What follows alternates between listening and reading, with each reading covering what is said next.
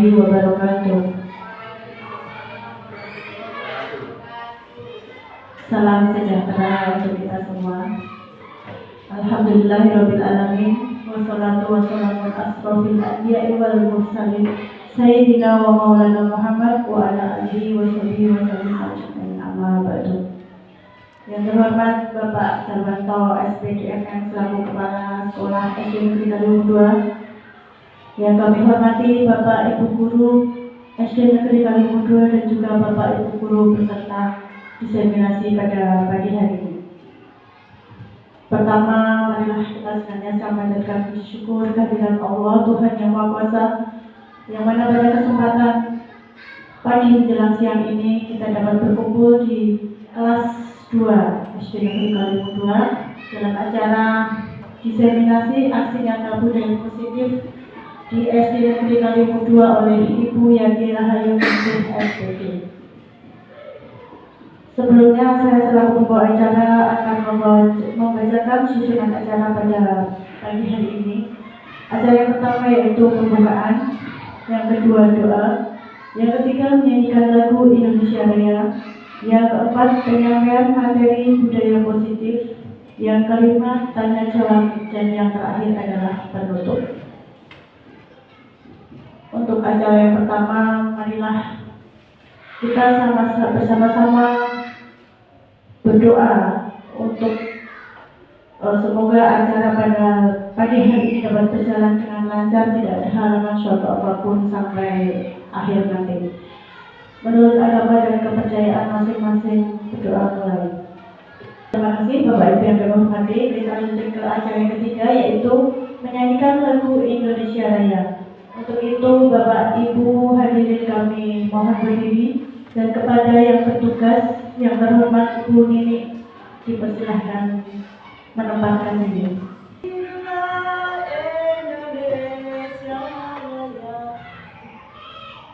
Indonesia tanah air, tanah tumpah darahku,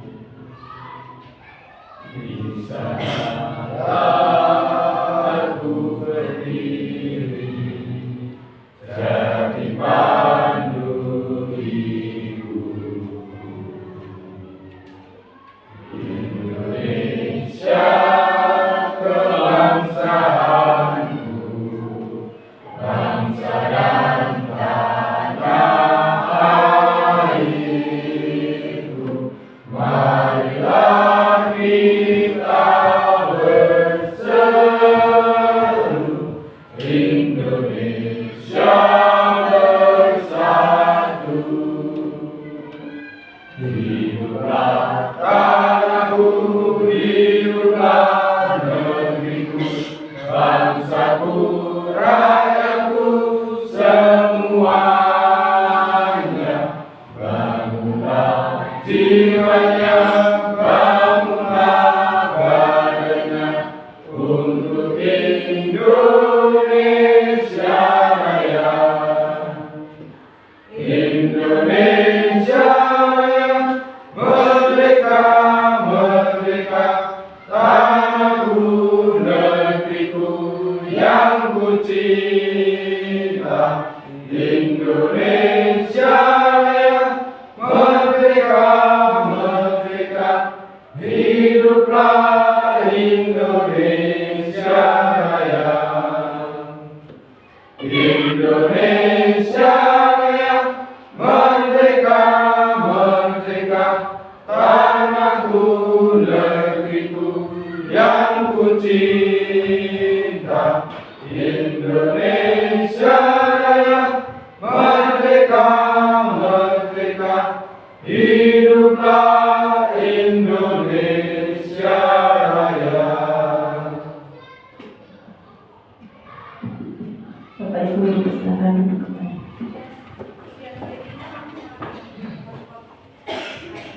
Wifi dimatikan, nyala.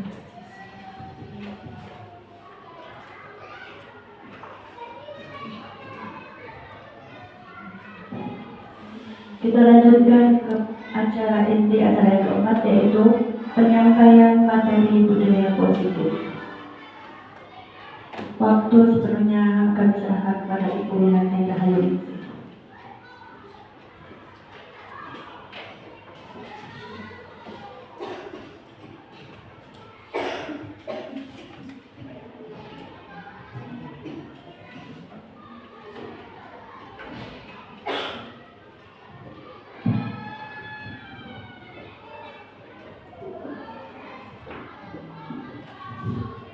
Baik, terima kasih. Assalamualaikum warahmatullahi wabarakatuh.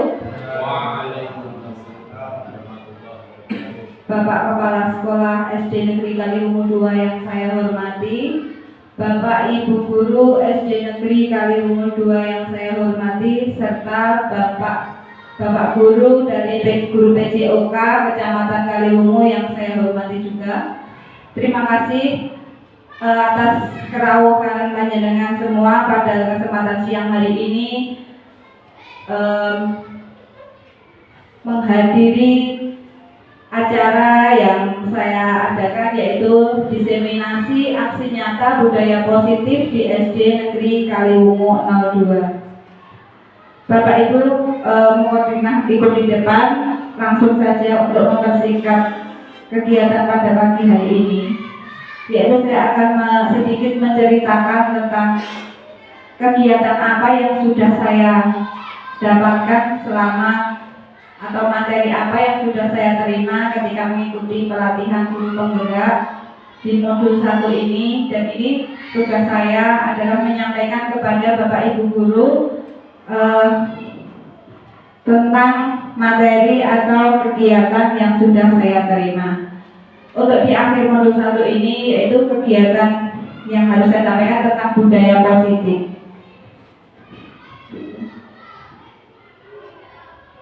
Ya, kita mulai.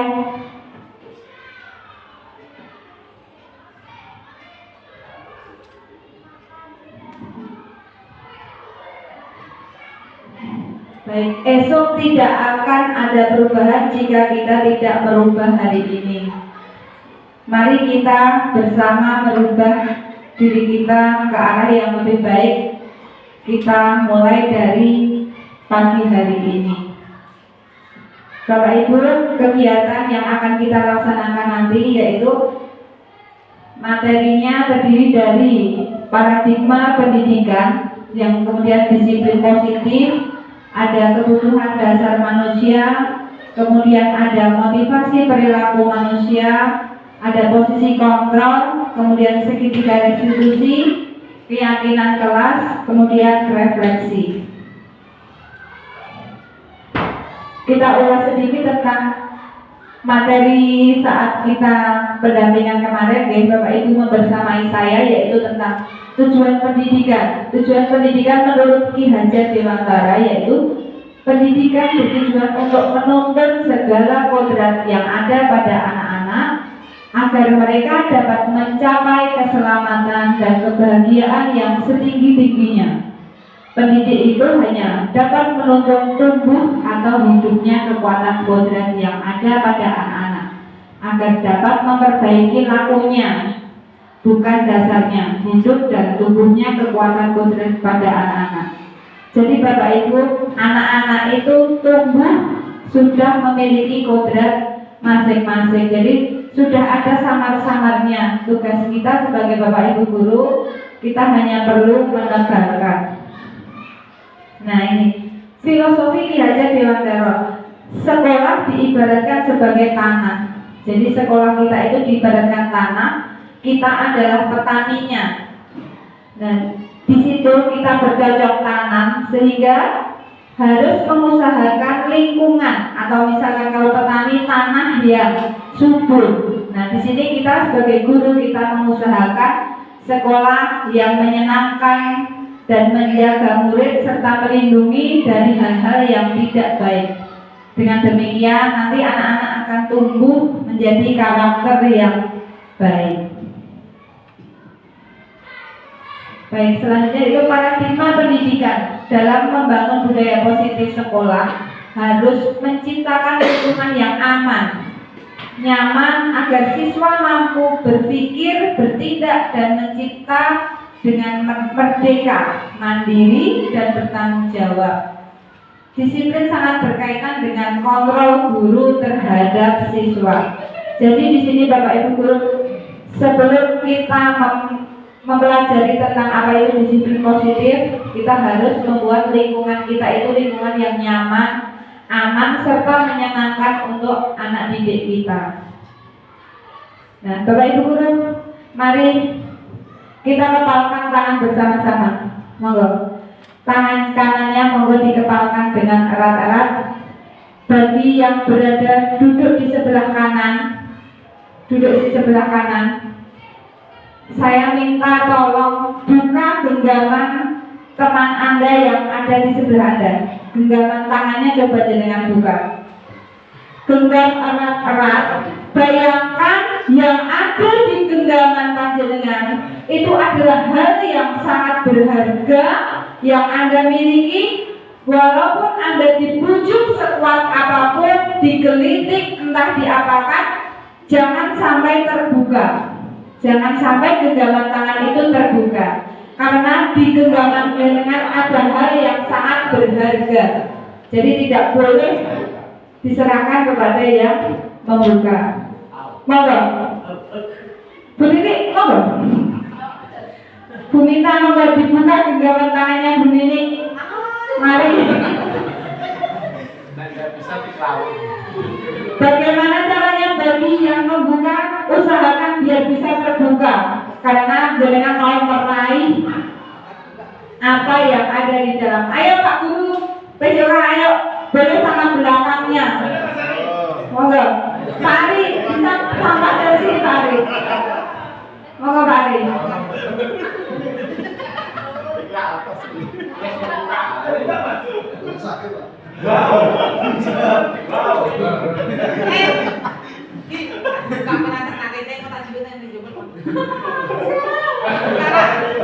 Monggo jangan sampai terbuka.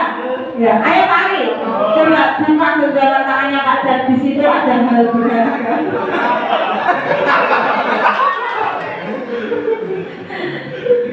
Bisa terbuka tidak Bapak Ibu? Bisa. Bisa. Wah hebat. Berarti bagi yang menggoda itu hebat sekali. Ya. Nah, di sini Bapak Ibu ibaratkan kita itu adalah nahkoda, kita adalah guru, kita yang menyetir atau kita sebagai masinis untuk anak didik kita. Jadi kita adalah kontrol untuk diri kita sendiri dan untuk murid. Nah, di sini ada miskonsepsi tentang makna kontrol. Teori menurut Dr. William Fraser dan Dian Basen meluruskan beberapa miskonsepsi tentang makna kontrol. Yang pertama yaitu ilusi guru mengontrol murid. Nah, di sini guru yang mengontrol murid itu tidak bisa memaksa murid. Jadi guru itu tidak ada miskonsepsinya ini. Jadi kita tidak bisa memaksakan murid. Kemudian yang kedua, ilusi semua penguatan positif akan lebih efektif dan bermakna. Kemudian berikutnya ilusi bahwa membuat orang merasa bersalah dapat menguatkan karakter. Kemudian ilusi bahwa orang dewasa memiliki hak untuk memaksa. Nah, di sini kita sebagai guru kita tidak boleh memaksakan kehendak atau karakter dari anak kita, hanya menuntut ke arah yang lebih baik agar terbentuknya sebuah karakter yang positif. Baik, is breaking dulu. Bapak Ibu, siapa yang bisa menebak ini? Kira-kira kalau dibaca ini bunyinya gimana? Enggak mau kamu. Oke. Apa Pak? Pinjam ke meja. Pinjam ke meja ya. Terima kasih. Selanjutnya. Kemudian ini ayo. Hidup senang. Apa? Hidup senang. Kuncinya huruf R diganti S, kemudian huruf R-nya hilang. Hidup senang ya. Terakhir ini tadi adalah menebak gambar hidup senang ya. Bapak Ibu, materi selanjutnya yaitu kebutuhan dasar manusia. Bahwa manusia itu memiliki kebutuhan dasar yang melekat pada diri manusia, yaitu tentang manusia membutuhkan cinta kasih atau diterima, kemudian manusia membutuhkan penguasaan, kemudian manusia butuh kesenangan, serta manusia menginginkan kebebasan. Tetapi realitanya bahwa setiap orang memiliki kebutuhan yang berbeda. Kita harus memahami pandangan orang lain tentang dunia. Setiap orang memiliki gambaran yang berbeda. Jadi kita tidak bisa menyamakan gambaran Bapak Ibu guru yang ada di SD Negeri Kalimun 2 harus sama semua gambarannya, karena kita memiliki kebutuhan dasar yang berbeda. Seluruh tindakan manusia mempunyai tujuan tertentu. Ketika murid melakukan suatu perbuatan yang bertentangan dengan nilai-nilai kebajikan atau melanggar aturan, hal tersebut dikarenakan tidak terpenuhinya kebutuhan dasar mereka. Jadi ketika murid kita melanggar sebuah aturan, tentu saja ada hal atau kebutuhan yang tidak terpenuhi di dalam diri mereka. Nanti kita akan cari bersama.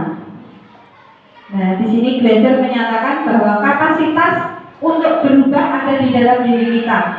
Jika kita dapat mengidentifikasi kebutuhan apa yang mendorong perilaku kita, maka perubahan perilaku positif dapat dimulai dengan mencari solusi untuk memenuhi kebutuhan tertentu dengan cara yang positif. Jadi ketika kita tahu kekurangan kita atau kebutuhan kita, ya tinggal diri kita sendiri yang akan memenuhi kebutuhan tersebut.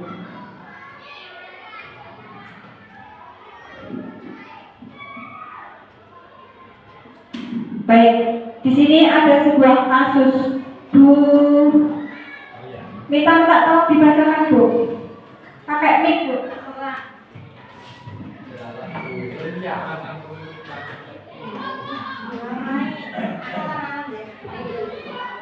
Ibu Ria, guru kelas 6 di SD Piye? Pas sekali di kelas 6. Ya. Ibu Ria, guru kelas 6 di SD Permai, sedang bingung menghadapi ulang salah satu murid di kelas bernama Agus. Beberapa anak telah datang dan mengeluhkan Agus yang sering sekali meminta bekal makan siang mereka dengan paksa. Jika Anda menghadapi situasi seperti Bu Ria, apa yang akan Anda lakukan? Menurut Anda, kira-kira apa alasan Agus melakukan hal itu? Bisa sekalian dijawab Bu Mila. Kira-kira apa? Alasannya apa? Nah Agus.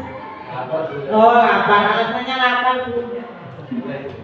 Kira-kira yang dilakukan Bu Ria apa Bu Mila?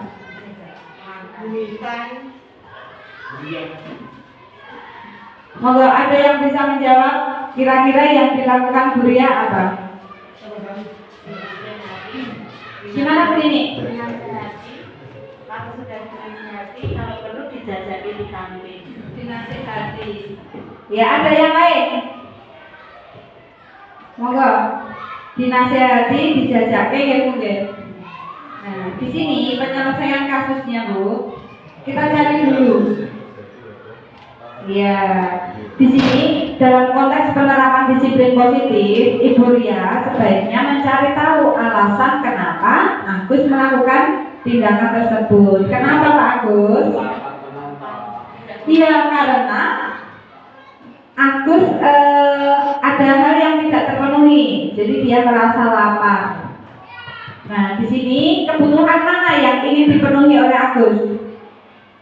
Di sini ada kebutuhan kekuatan, ingin merasa hebat, ada iseng, menikmati ekspresi wajah temannya, kemudian ada Agus merasa bosan dengan bekal bekal yang dibawakan oleh orang tuanya. Kemudian ada Agus jadi perhatian.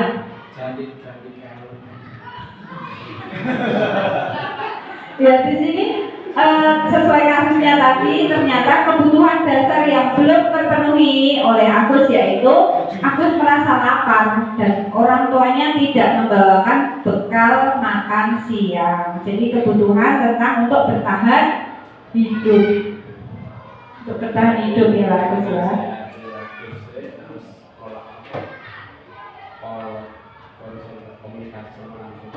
Iya.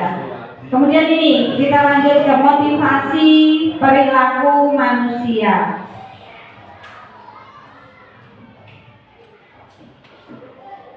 Semua perilaku manusia pastinya memiliki tujuan. Ketika kita bertindak itu pasti ada tujuannya. Yaitu di sini ada beberapa tujuan yang memicu atau memotivasi perilaku seorang atau bisa dikatakan siswa ya. Kita di sini membahasnya tentang siswa.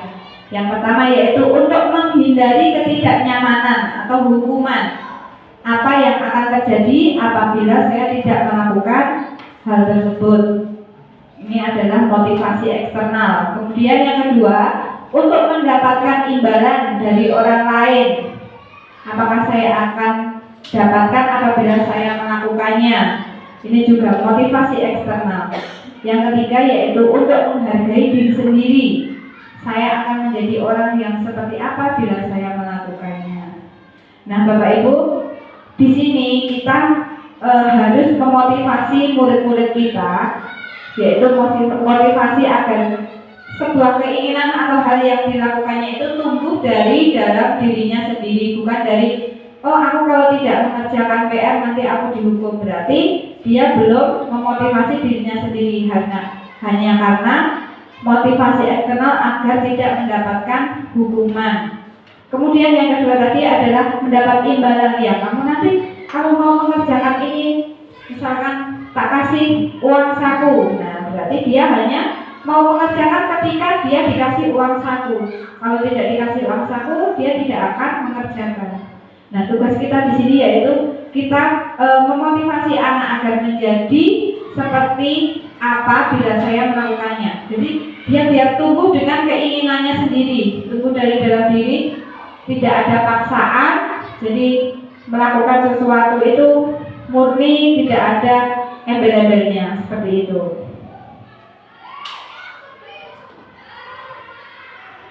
Nah, Bapak Ibu pernah menghukum murid?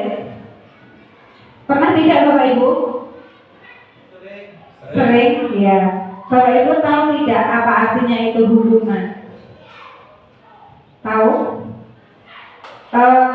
Bu Ida minta tolong dibagikan Bu Ida. Saya ingin tahu pendapat Bapak Ibu guru tentang arti kata hukuman.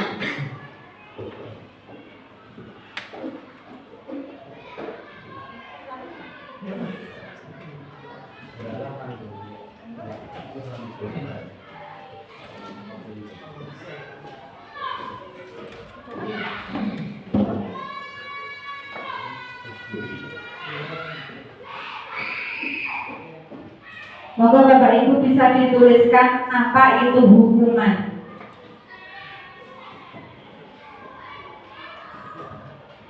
Kalian disambi dahar sawatane kalau unjuk ati Bapak Ibu, kita santai saja.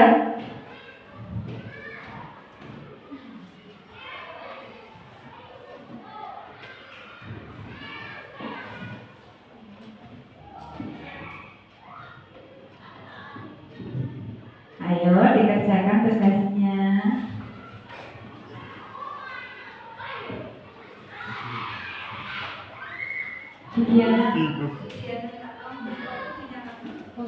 Sudah.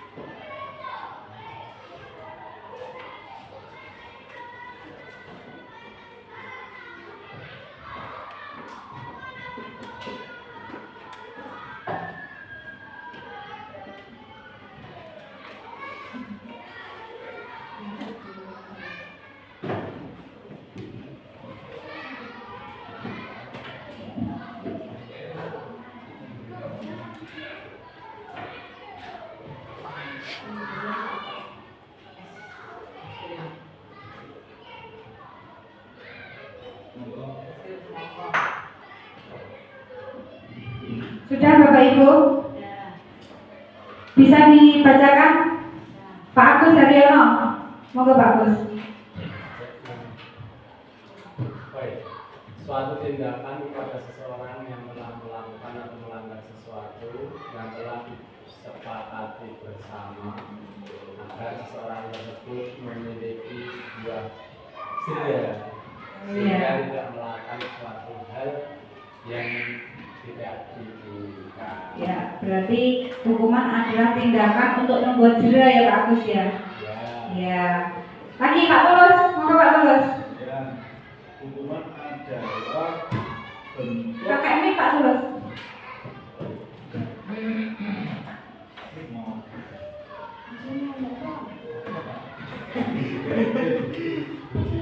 Baik, terima kasih waktu yang diberikan kepada saya.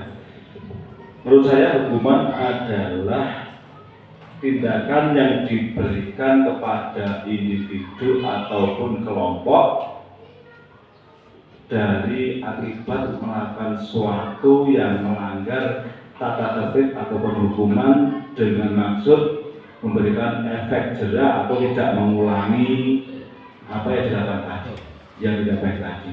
Demikian, terima kasih. Ya, terima kasih Pak Tulus. Pak Dan, monggo Pak Dan. Pemanfaatan ini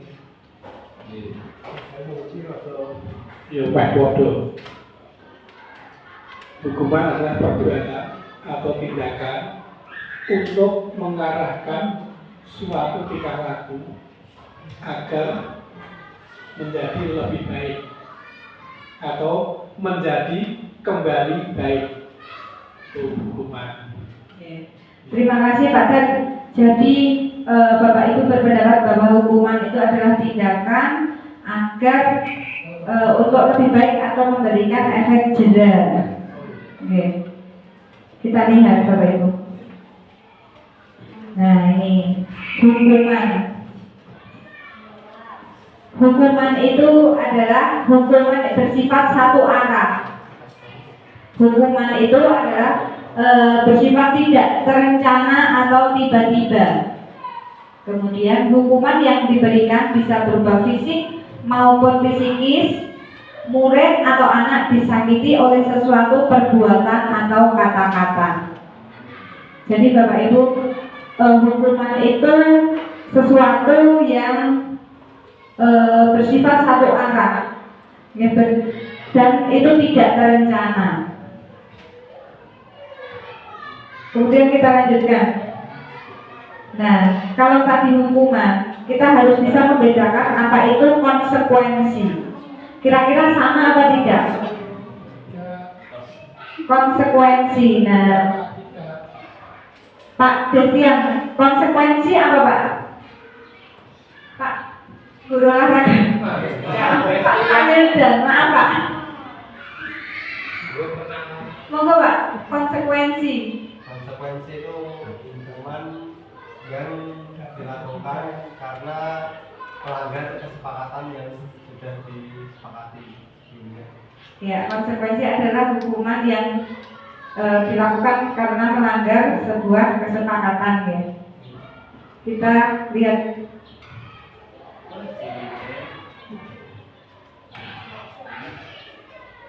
Tapi mana ya? Nah ini.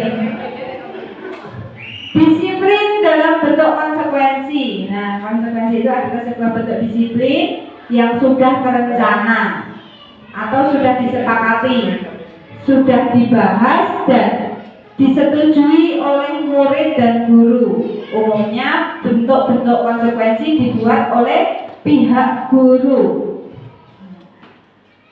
Dan murid di sekolah mengetahui sebelumnya konsekuensi yang akan diterima ketika dia melanggar sebuah konsekuensi. Murid tetap dibuat tidak nyaman untuk jangka waktu yang pendek. Jadi yang kita buat di dalam kelas itu adalah sebuah konsekuensi. Jadi ketika kamu nanti tata tertib, misalkan tata tertib di kelas itu masuk dalam sebuah konsekuensi. Ketika nanti ada tulisan misalkan Ini peraturan kelas 2. Iya. Nah, ini berangkat tepat waktu. Pulang sekolah wajib. Ini di sini tidak ada konsekuensinya, guys. Ketika ini adalah sebuah kesepakatan, tapi tidak ada konsekuensinya. Jadi apa yang diterapkan di kelas itu sebaiknya diberi konsekuensi. Jadi ketika kamu tidak mengerjakan PR, saya harus melakukan ini. Jaya. Oke. Kita jawab apa ya? Ya.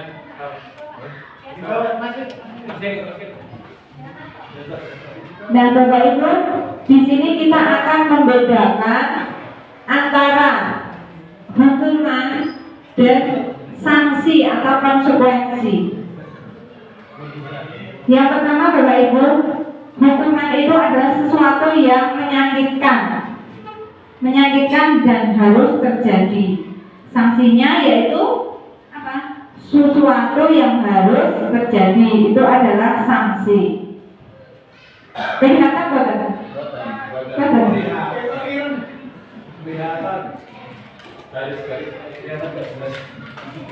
Nah, ini adalah perbedaan antara hukuman dan sanksi. Nanti akan saya share ya. Kita lanjutkan. Kemudian di dalam konsekuensi itu nanti ada yang namanya restitusi. Nanti akan kita pelajari bersama. Nah, ini apa itu restitusi? Restitusi apa Pak Ari? Pak Mariano, restitusi apa Pak?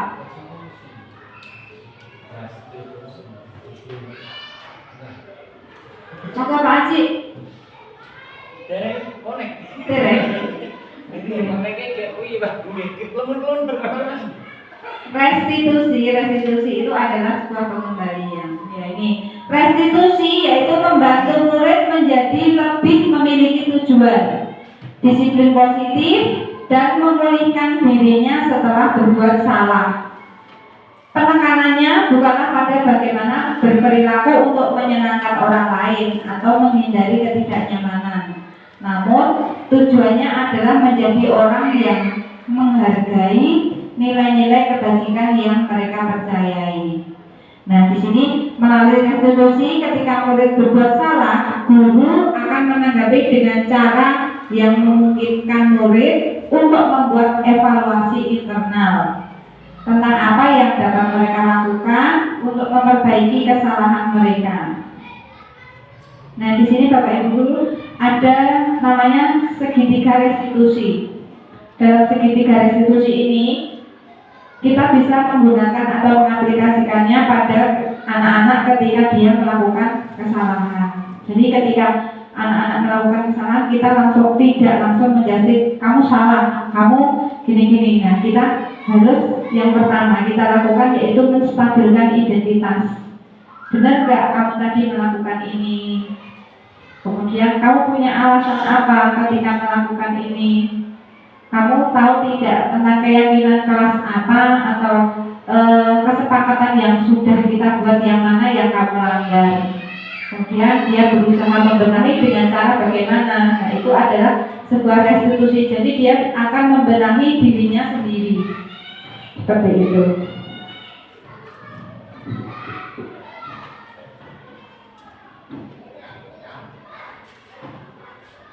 Nah, ini Bapak Ibu, tanggapan segitiga restitusi.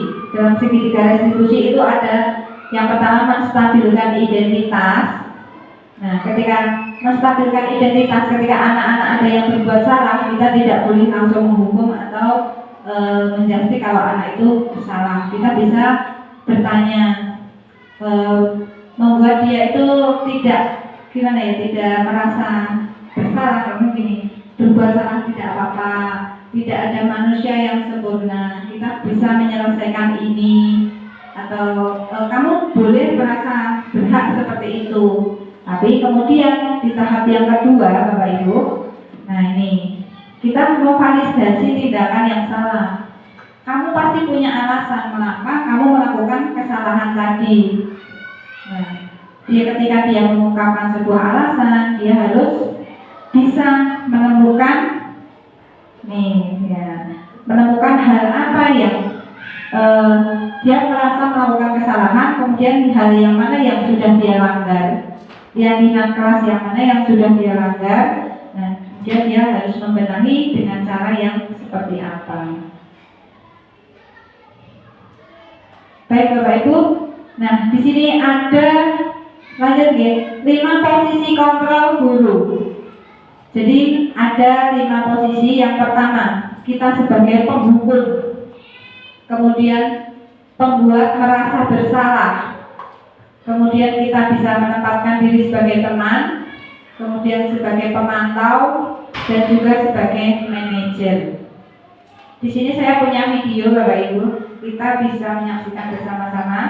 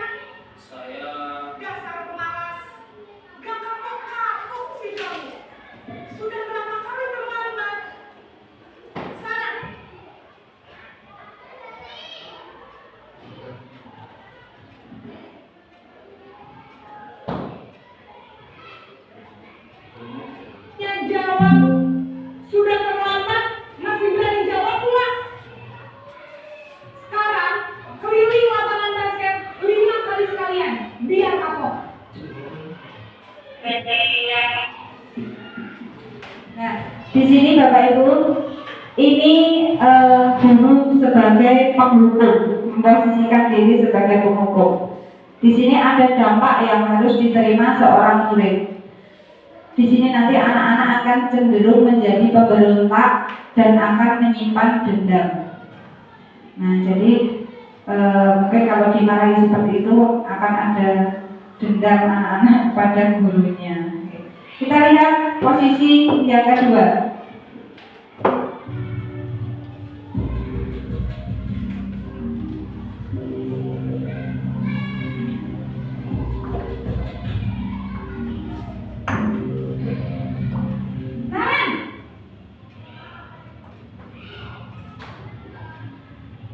Selamat pagi Bu.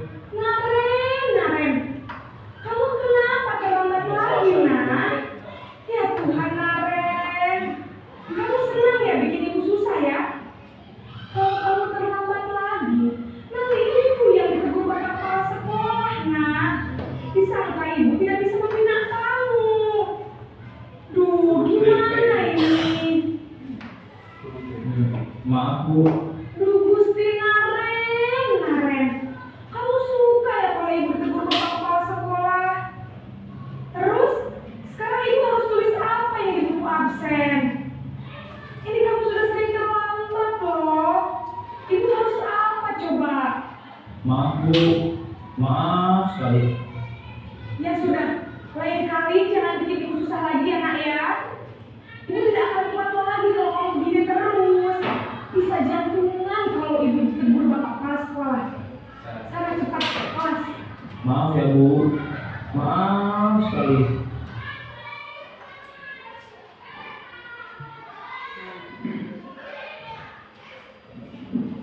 Itu tadi adalah guru yang memposisikan diri menjadi pembuat rasa bersalah. Jadi murid merasa bersalah, takut nanti kalau ibu gurunya jantungan dimarahin bapak kepala sekolah. Nah, ini akan mengimbas pada diri anak, yaitu membuat murid merasa bersalah atau dia gagal identitas.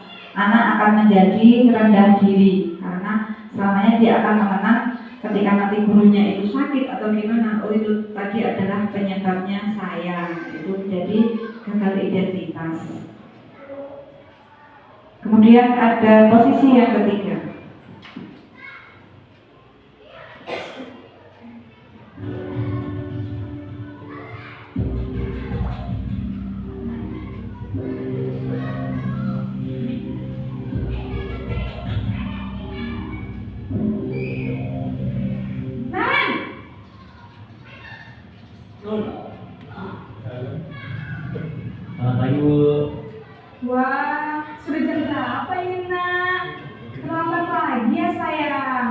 Iya Bu, habis ibu saya lupa bangunkan saya Bu. Kamu malah menyalahkan ibu kamu. Kamu bukannya anak yang larinya paling kencang. Kok terlambat sih? Iya Bu, saya memang terlambat bangun tadi. Jadi biarpun saya lari kencang, tetap gak kekejar Bu. Ya sudah sana. Nanti lain kali larinya lebih kencang lagi ya. Biar gak terlambat lagi. Bikin seneng ibu. Demi ibu. Bisa kan? Bisa lah Bu. Ya sudah sana masuk kelas. Ibu beresin urusan absen kamu. Kamu ini ada-ada saja.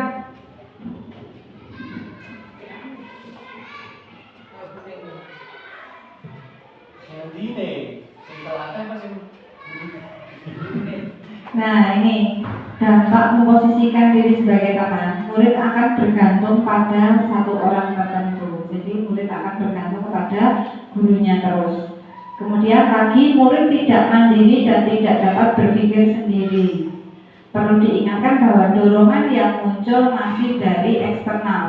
Jadi masih dari dorongan dari luar, bukan dari dirinya sendiri. Lagi kita lanjut posisi sebagai pemantau.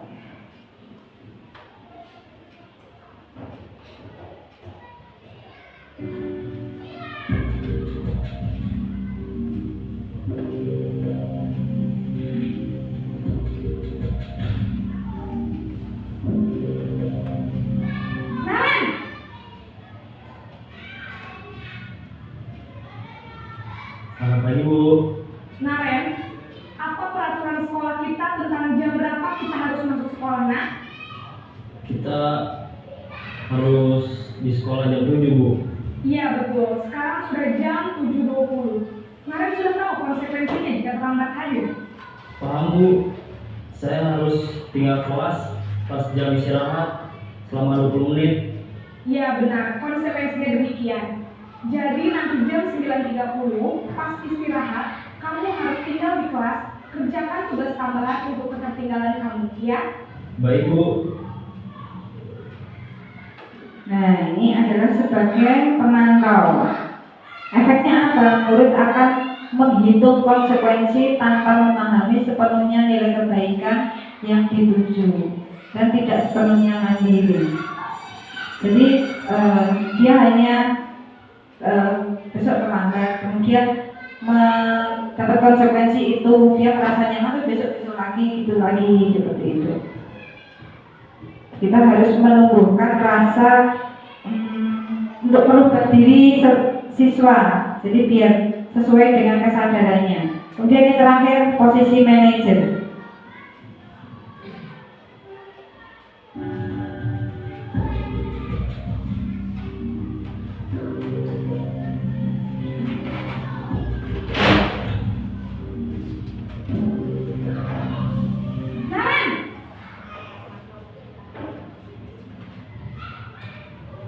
Selamat pagi Bu.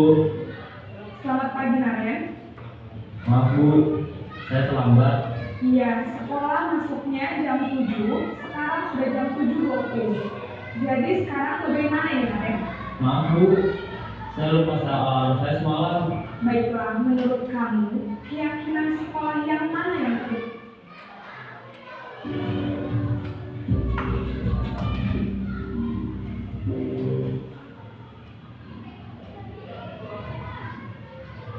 Selamat pagi Bu. Selamat pagi Naren. Maaf Bu, saya terlambat. Iya, sekolah masuknya jam 7, sekarang sudah jam 7.20. Jadi sekarang bagaimana ini Naren? Maaf Bu, saya lupa alarm saya semalam. Baiklah, menurut kamu, keyakinan sekolah yang mana yang perlu kamu tingkatkan? Menghargai diri sendiri dan orang lain mungkin ya Bu. Setuju. Jadi, apakah Naren meyakini prinsip saling menghormati tersebut? Iya Bu, saya meyakininya. Apakah Naren bersedia memperbaiki masalah keterlambatan ini? Bersedia Bu. Bagaimana kamu akan perbaiki masalah keterlambatan ini? Saya akan coba untuk tidak lupa menyetel alarm saya Bu. Baik, kalau Naren lupa menyetel alarm di rumah, ada orang yang kira-kira bisa bantu ingatkan tidak? Ada Bu, kakak saya, Kak Emma. Ada lagi selain Kak Emma? Selain Kak Emma, ada ibu saya. Baik, jadi yang mengingatkan Naren adalah Kak Emma dan ibu kamu ya? Kira-kira akan mulai sealam kapan nih Naren? Setelah pulang sekolah, akan segera saya lakukan. Baik, jadi Naren akan setel alarm untuk bangun besok pagi dan akan diingatkan oleh kakak dan ibu dan Naren ya. Ada lagi yang mungkin perlu dilakukan Naren agar tidak terlambat bangun lagi? Tidak ada Bu. Baik Naren, terima kasih untuk kerjasama kamu. Sekarang kamu perlu kembali ke kelas untuk belajar. Baik Bu, terima kasih. Nah, di sini tadi adalah posisi yang terakhir sebagai manajer. Nah, di sini tercipta identitas berhasil. Kemudian murid mampu memecahkan atau mencari solusi dari masalahnya.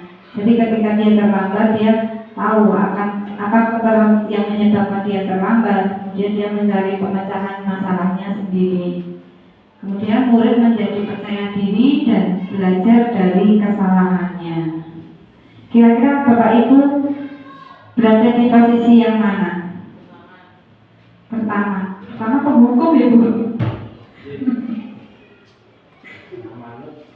Iya. Nanti kita bisa belajar bersama untuk menjadi di posisi manajer untuk siswa kita. Nah, kemudian lanjut lagi Bapak Ibu, setelah kita nanti belajar tentang posisi guru yang bisa kita terapkan untuk anak didik kita, nanti kita bisa belajar bersama memposisikan diri menjadi manajer untuk siswa kita. Jadi ketika siswa melakukan kesalahan atau melanggar tata tertib, bisa kita tanya dulu alasannya apa. Kemudian ini kita lanjut keyakinan kelas.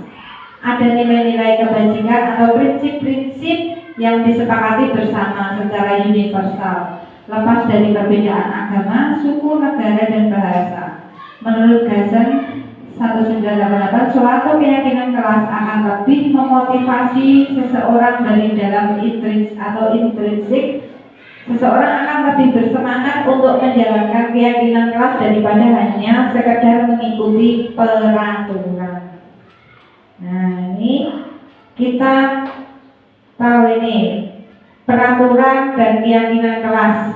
Peraturan itu misalkan selalu kembalikan buku pada tempatnya.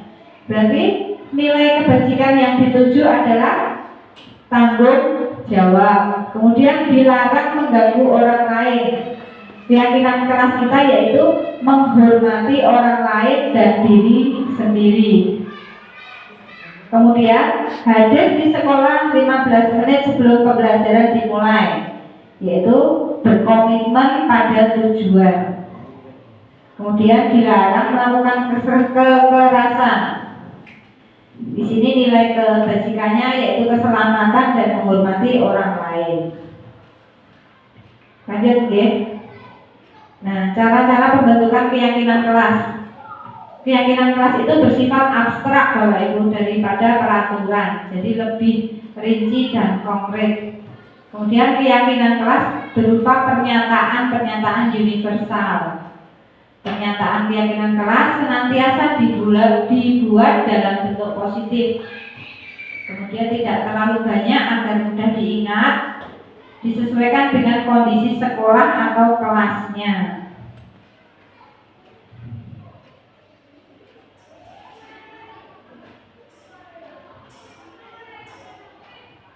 Baik Bapak Ibu, kita sudah sampai di akhir kegiatan pada siang hari ini, yaitu kita akan refleksi sebentar. Nanti saya minta tolong bantuannya Bapak Ibu Guru untuk membacakan refleksi atau kegiatan yang kita laksanakan pada hari ini. Bu Ida minta tolong dibagi kertas Bu. Nah, di sini Bapak Ibu, refleksi yang pertama, apa yang Bapak Ibu ketahui sebelumnya tentang disiplin, kemudian hal baik apa yang Bapak Ibu peroleh setelah diseminasi ini, kemudian apa rencana Bapak Ibu selanjutnya terkait disiplin positif di sekolah kita.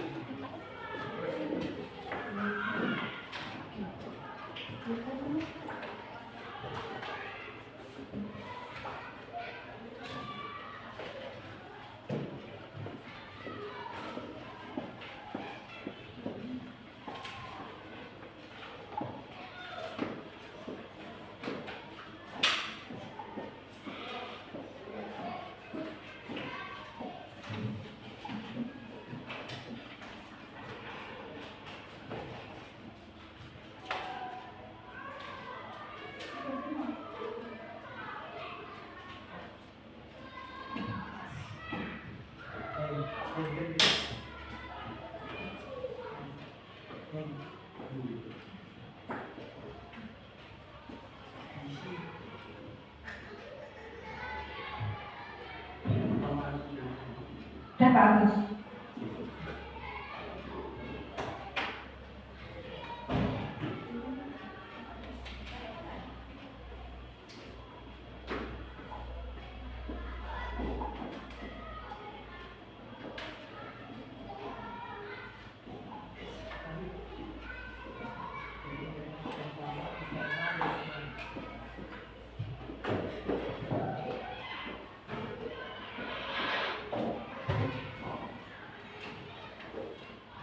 Kalau bisa minta itu.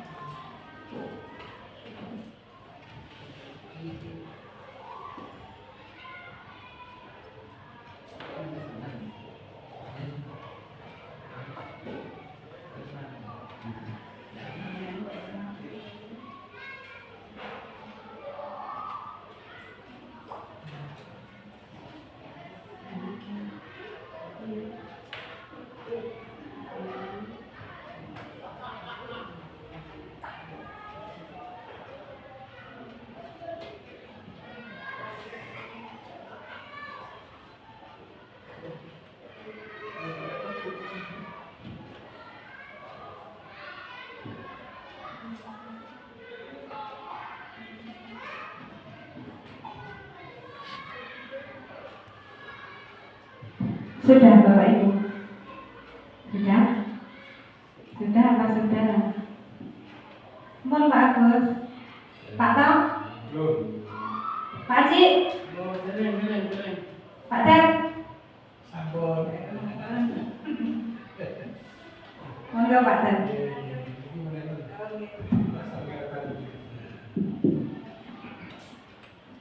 Apa yang Bapak Ibu ketahui sebelumnya tentang disiplin? Disiplin ini berkaitan tata tertib. Saya bilang itu kira apa ya? Yang kedua, disiplin sikap kita patuh pada aturan, disiplin. Yang kedua, hal baik apa yang Bapak Ibu peroleh setelah diseminasi ini? Ini penanaman rasa disiplin pada siswa atau guru atau orang lain yang ada di sekolah tersebut. Yang ketiga, apa rencana Bapak Ibu selanjutnya terkait dengan positif di sekolah atau disiplin setelah kita disiplin positif membuat aturan dan tata tertib terhadap semua warga sekolah dan dipatuhi. Nah, gaya peraturan dipatuhi dan disiplin, melanggar disiplin dan mungkin itu ini. Terima kasih Pak Ter. Tepuk tangan untuk Pak Derano, Bapak Ibu. Jadi tadi sudah ada kesimpulan dari Pak Ter. Monggo Pak Haji. Refleksi kegiatan kita hari ini, monggo Pak Haji. Pertanyaannya apa yang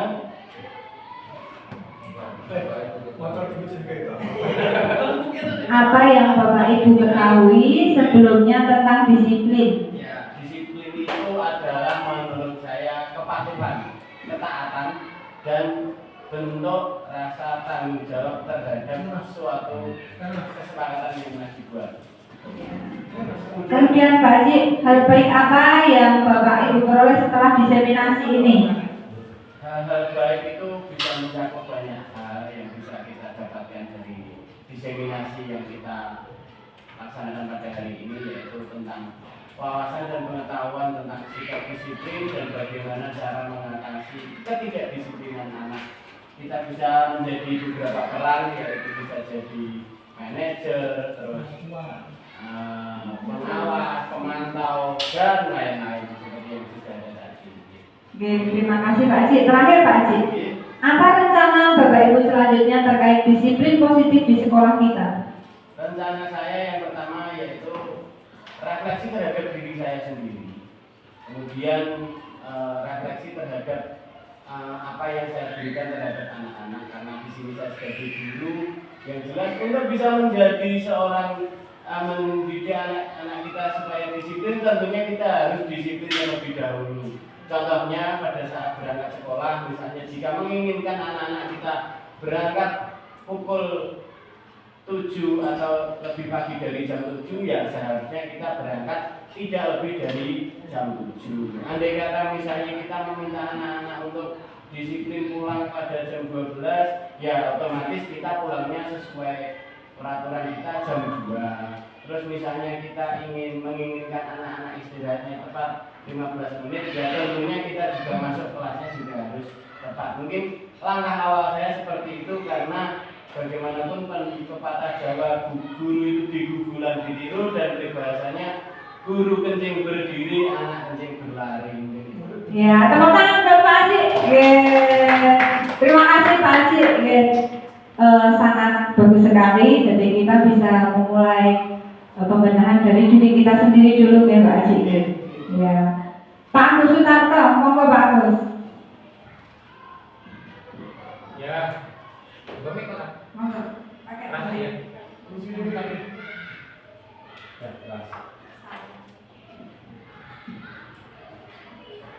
Ya, untuk refleksi yang nomor 1 itu apa yang Bapak Ibu ketahui sebelumnya tentang disiplin. Yang nomor 1, disiplin itu adalah aturan yang disepakati bersama, kemudian juga dilakukan, dan kemudian untuk menjadi lebih baik lagi.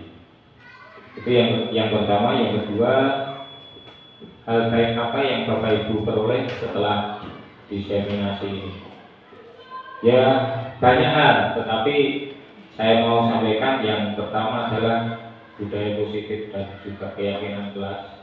Itu menjadi sesuatu hal yang harus dilakukan sebagai seorang pendidik, sehingga paling tidak tercipta sebuah kenyamanan bersama, baik itu dari siswa dan juga Bapak Ibu guru. Yang ketiga, ya disiplin positif. Apa rencana Bapak Ibu selanjutnya terkait disiplin positif di sekolah kita? Ya seperti apa Pak Haji sampaikan tadi, memang itu dari diri kita sendiri, orang lain atau rekan sejawat, dan juga anak didik kita. Segala sesuatu memang harus dilakukan dari diri kita, sehingga paling tidak itu menjadi figur yang memang bisa menjadi tolak ukur untuk orang lain berbuat, terlebih untuk siswa-siswi kita. Terima kasih. Terima kasih.